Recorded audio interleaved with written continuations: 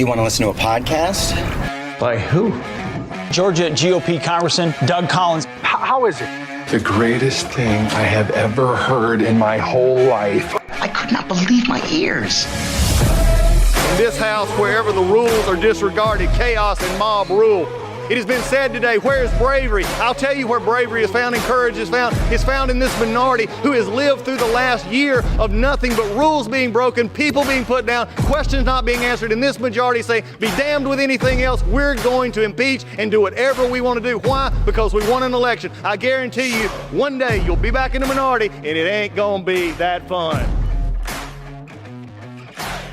All right, everybody, welcome back to the Doug Collins Podcast. Glad to have you joining us. Here in just a minute, we're going to touch on some things that are going on in the United States that you may not have thought of and may not understanding because why? The mainstream media doesn't tell you.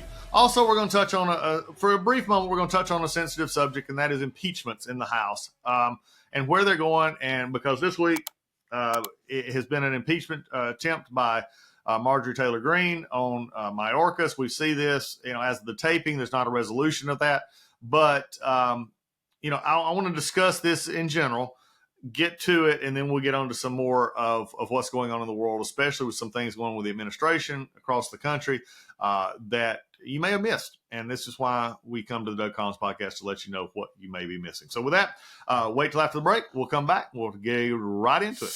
Hey, folks, when you look out and you see the country and just the disarray it is, you see the Biden administration, you see the wholesale prices have just went through the roof again. Inflation is tearing us up. If you have your finances all impinged in just a few areas, if you're just in stocks and bonds and you're not diversified, I got some news for you. You need a navigator. You need somebody to help you get to where you need to go with those finances. And I can't think of anybody better to do that than my friends at Legacy Precious Metals. You need precious metals in that portfolio. You need gold and silver.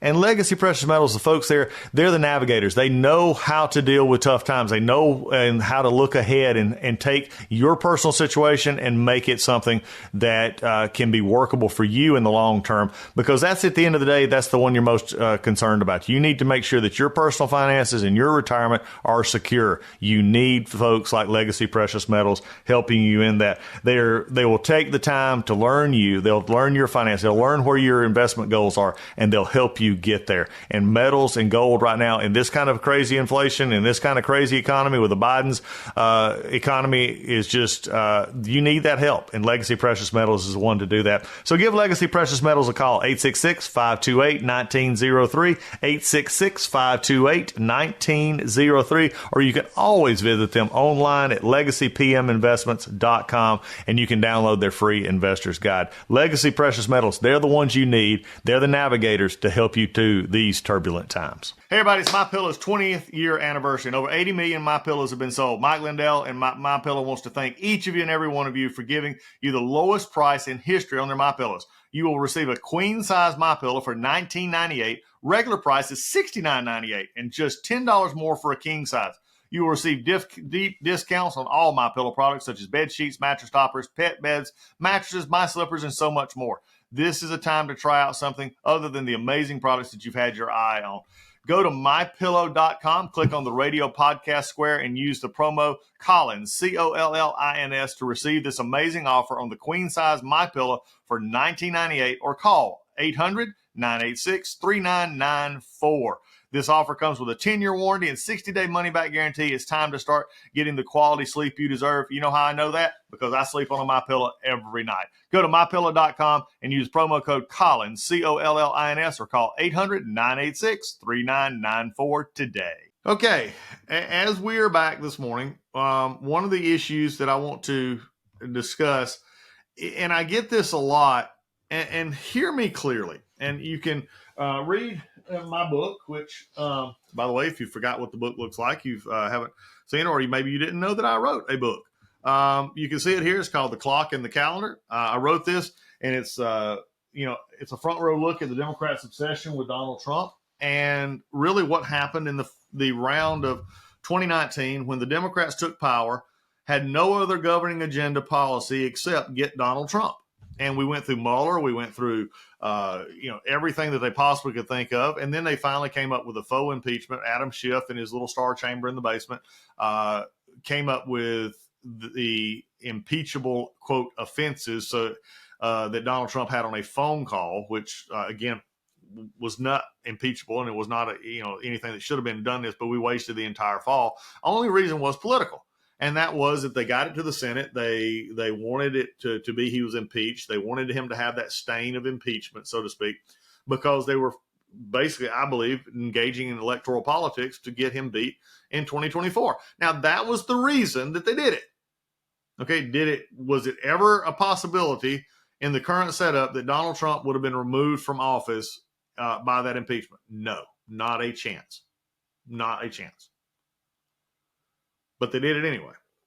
And for some on our side now, and the Democrat side, this was their chance to get back at Bill Clinton. I mean, some of the words that were said, because we had impeached Bill Clinton. Every president in the last 30 years has been under the threat of impeachment. It was interestingly enough that before Nixon, really, it was never discussed of impeachment that much above the president, unless there was an issue like Nixon, which clearly had criminal motive and means that was leading toward what would be a successful impeachment, which would have been the first in our country. Going back to Johnson after the Civil War, which again failed by one vote in the Senate. When you understand the political motivations of impeachment, then you understand that it is not what the high standard of impeachment should be, and that is, high crimes and misdemeanors and treasonous fraud, those kind of things, which Nixon checked all the boxes on, and by the way, was coming forth with a bipartisan agreement that this president should no longer be in office. Since then, none of this has been the standard for impeachment. It has been purely political. It has been purely to get at things that we don't like. And this, going back again from the Democrats' perspective, is what happened that they believed under Bill Clinton. However, Bill Clinton did actually commit a crime. He committed perjury.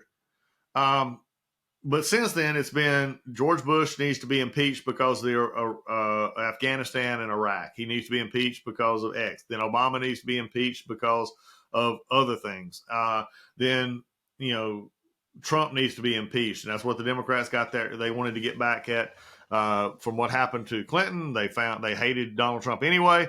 And so that's what really precipitated this. And from the before Donald Trump was elected, they talked about impeachment. And before Joe Biden, frankly, was even put into office, there was discussion of impeachment of Joe Biden.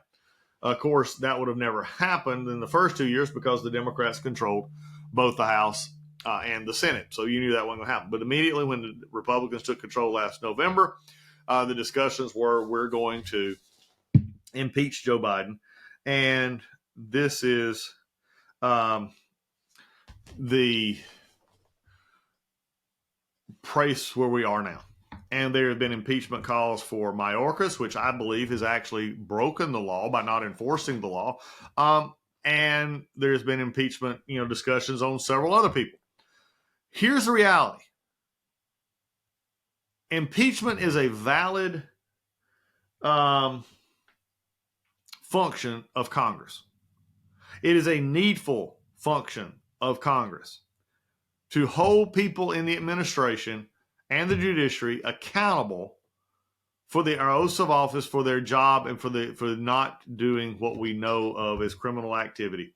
It is not put in place because you don't like their policies and you're politically opposed to them. Also, the question comes as well, we just need to do it because, even if it doesn't go anywhere in the Senate, it just shows they were impeached. Okay.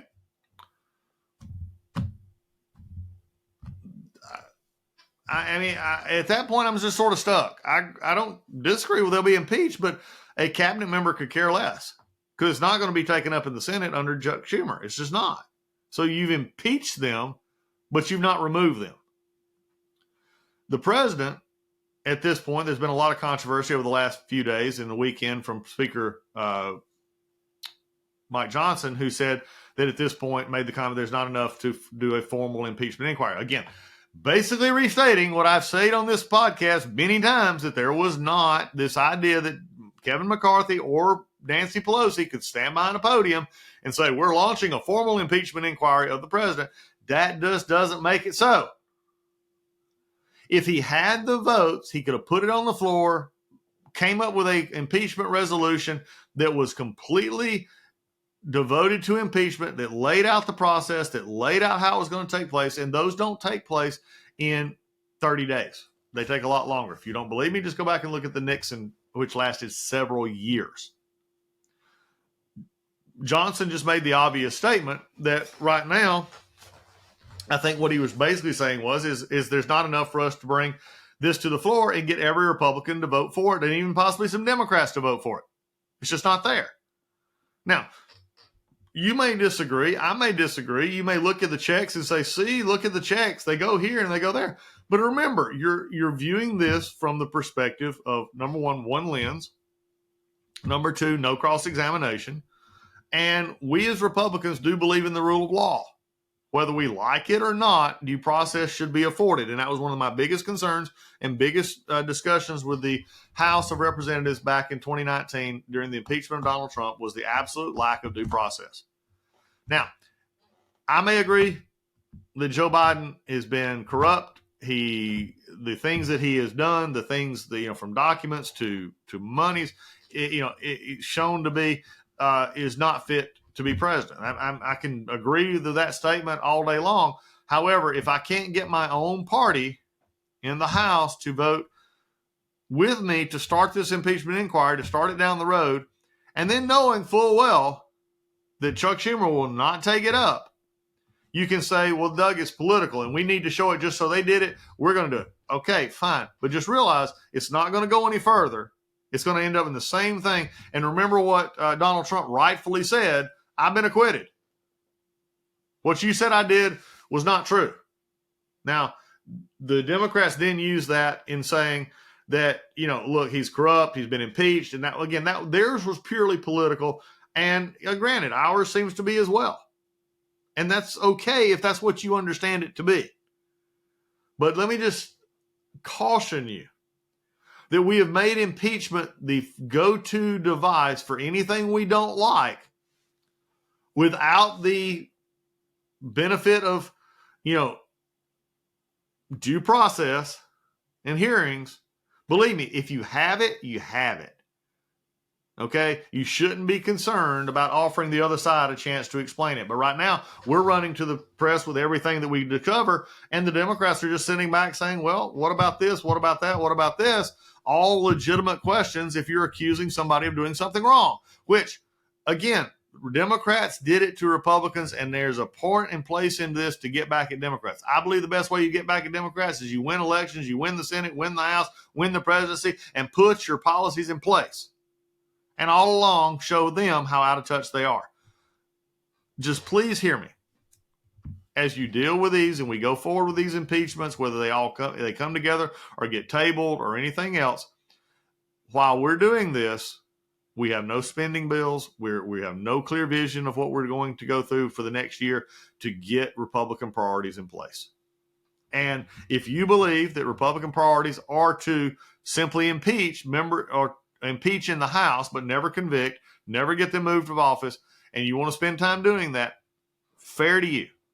That's you have earned the pin by winning an election. Go at it. But please remember that simply going to the floor, directly to the floor, to impeach someone like they did with Donald Trump in the second impeachment, and to the most part the first one as well, remember what you said then. No due process. You're rushing this to the floor. This is out of madness. This is out of spite. Again, I don't want to damper the enthusiasm of many who realistically and rightfully so want to hold accountable these agencies and these individuals that they don't like. But also at the same point, there is other ways to work with this. Why don't you, again, from the immigration standpoint, put together a border bill that you can pass, and then, hold tight with the Senate and say, we're not going to pass anything until you at least pass some of this, or at least something that gets us better on the border. And then again, we work toward next year, get rid of this administration and get rid of the Senate Democrats and hold the House. Then again, comes back to the House being able to put together enough votes together to get this done. So again, just remember that when you're out there discussing this, talking about it, and everything else about the impeachment issue and what we're actually going to be able to accomplish as we move forward together as a majority and hopefully winning elections next year. Moving on, I want to cut a couple of quick things out of the headlines. MIT, Massachusetts Institute of Technology, one of the more foremost research institutions in the world, explained why they did not follow through on expelling anti-Semitic students who were involved in anti-Semitic events in which the Jewish students and Israeli students on campus felt that they were being threatened. Physical safety were being threatened, and they couldn't go to class because of the anti-Semitic activity. The president, Sally Kornbluth, issued a warning saying that they were going to be deported. I mean, not they weren't. I'm sorry, they were going to be expelled. However, they're not doing that because they realize that if they get expelled, then they could get deported. And they, as MIT president, realizes that about a third of its student population is comprised of foreign nationals. And if you start chipping away and getting these people, these anti-Semitic bigots out of the campus, then guess who loses money? MIT. The president's looking after the bottom line here of the university. Sally Kornbluth is not looking out for the Jewish students who feel threatened, although I will guarantee you it'd be interesting to me that if it was a turn the opposite way around, she would probably shut everything down to protect a liberal organization or a liberal group or a minority opinion on lifestyles and gender and other things, or abortion. But yet she doesn't want to lose the money. Everything follows the money here, folks. So MIT, you're not looking at this from a perspective of, we're not sure what we want to do. You're looking at it from the fact that you don't want them to be deported so that you lose their tuition. Plain and simple. What a sad we are in the United States in dealing with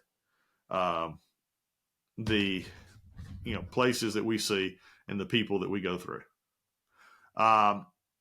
Moving right along. Pope Francis removes the Texas bishop for criticizing his progressiveness. Now, I am not Catholic. I am Baptist, as many of you well know. I've been a pastor and a chaplain for over 30 years. And this is interesting. Pope Francis has removed the leader of the Diocese of Tyler, Texas, a conservative bishop who is a vocal critic of the pontiff. And if you talk to Catholics, especially conservative Catholics, they have seen a move to the left by this pontiff and its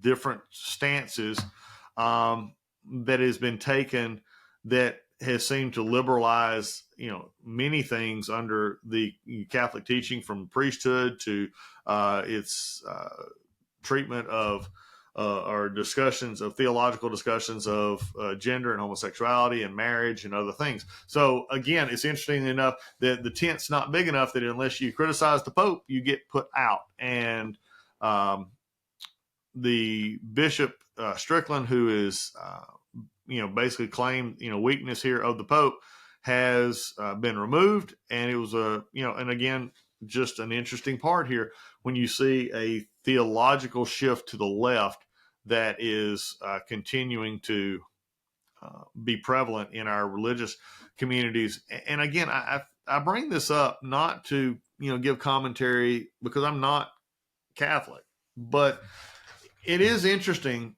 that in a time in which Catholic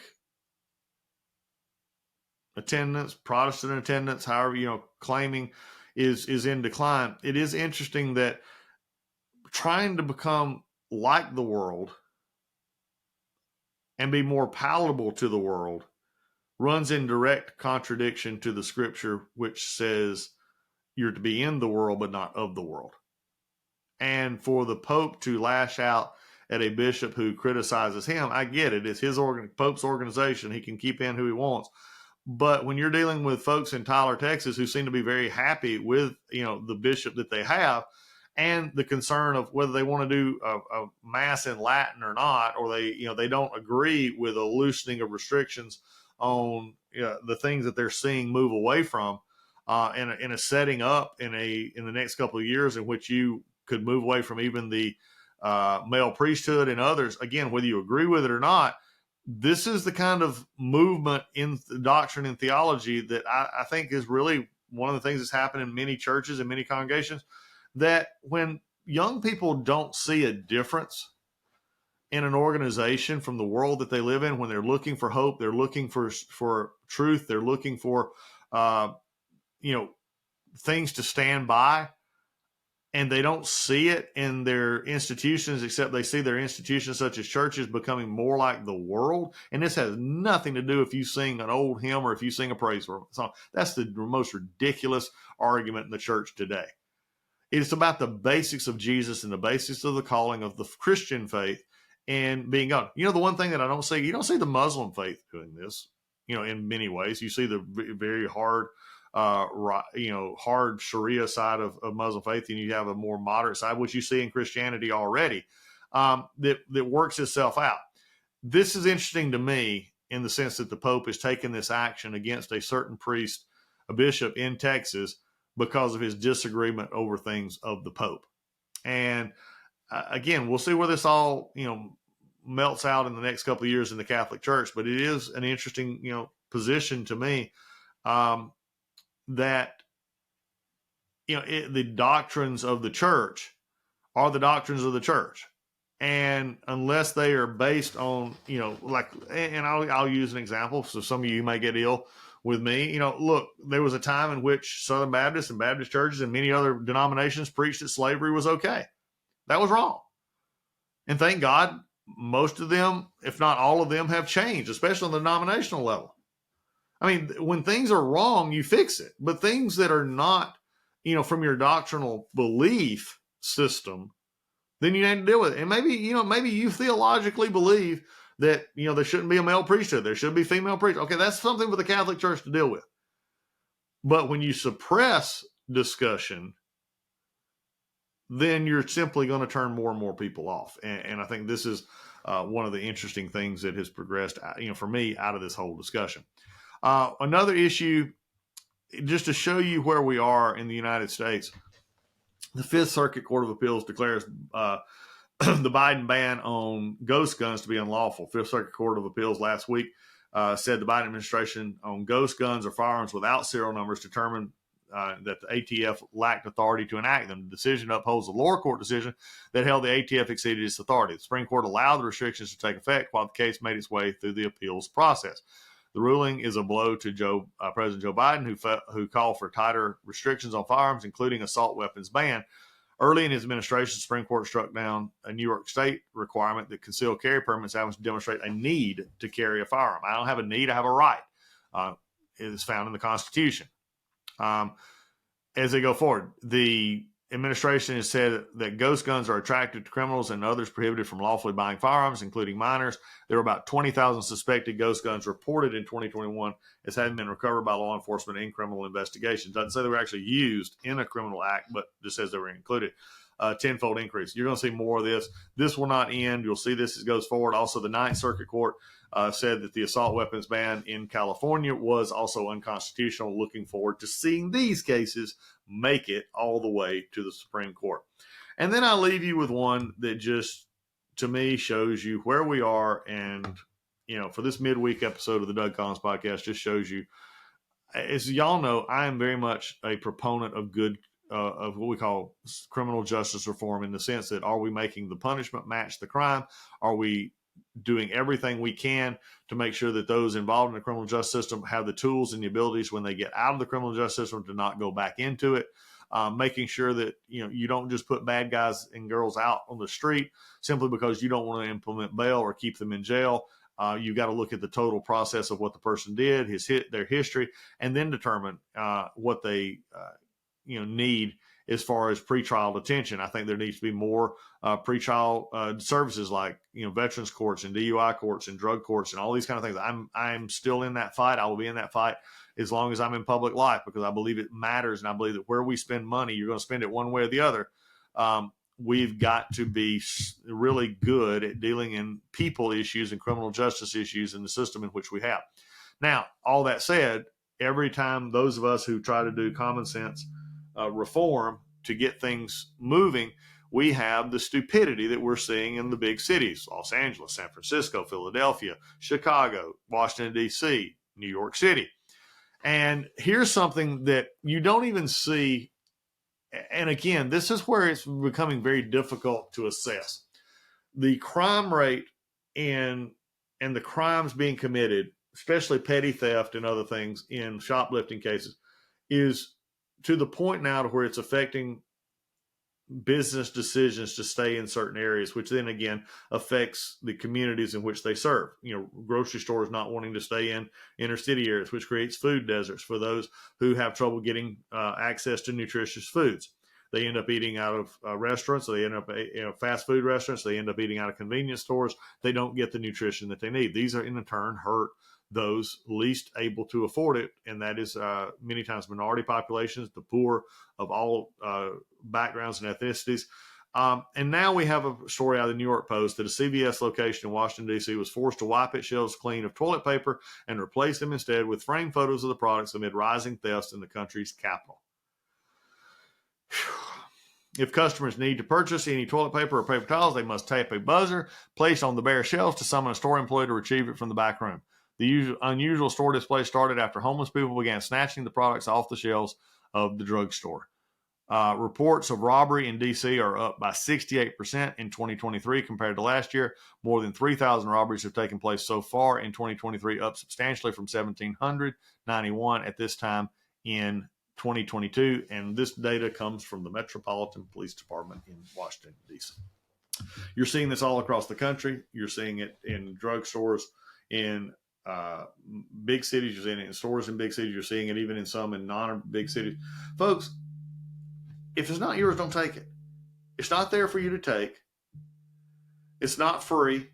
You're not getting back at the capitalist system. You're just creating less opportunity for those around you. You're creating less jobs because people will close the stores. If you don't have an understanding of how businesses work, they're not there to not make money. They're not there to not turn a profit. They're not there just to be free services for you to come steal it. But also I fault the cities here as well. Where is the help in not only prosecuting these cases, making it, again, the realization that you're not going to get caught, or if you do get caught, nothing is going to happen, is not criminal justice reform. It's stupid. And to see this going on when you can then go overseas in Europe and everywhere else, and they don't deal with this kind of issue. There, I've seen several posts here recently of people leaving very expensive bicycles out in the open and on next to their apartments and stuff. They're not being worried about being stolen. You come here. Again, why? Because we have lowered the standard of what actually is acceptable in this country. And bad behavior is being not only tolerated, but encouraged. And how is it being encouraged? Because you don't stop it. How is it being encouraged? Because you don't prosecute it. How is it being encouraged to not go to work and not have a job? Because you're getting government money that says, well, we feel sorry for you, so we're going to give you money and you don't have to work for it. Again, when you take away the pride in work, when you take away the idea that work matters, when you take away the idea that there is reason to grow and to educate yourself and to learn how to have marketable skills, then you're in trouble. And I think it starts back in our education system, our college system, and others, that when you get to the point in which you believe everything is owed to you, then we will have a nation that begins to crumble. And that's what we're seeing right now. And when you see things like this, folks, I try to say, remember this in election time, but many times people have just bailed out of the cities, and the only people still voting are the ones who benefit from this system, and they don't look around their own neighborhoods and see the rot that is actually there. How's this going to work? That's what we're going to be spending the next year. We're underneath the year now, between now and the 2024 election. We're going to talk more about this as we come up as we do each and every week here on the Doug Collins Podcast. Glad to have you being a part. You go to the Doug Collins Podcast. If you don't subscribe, maybe this was sent to you, maybe you just stumbled over it. Subscribe. Get this every Monday, Wednesday, and Friday delivered. Make sure that you know the notifications there so that it gets downloaded into your podcast box.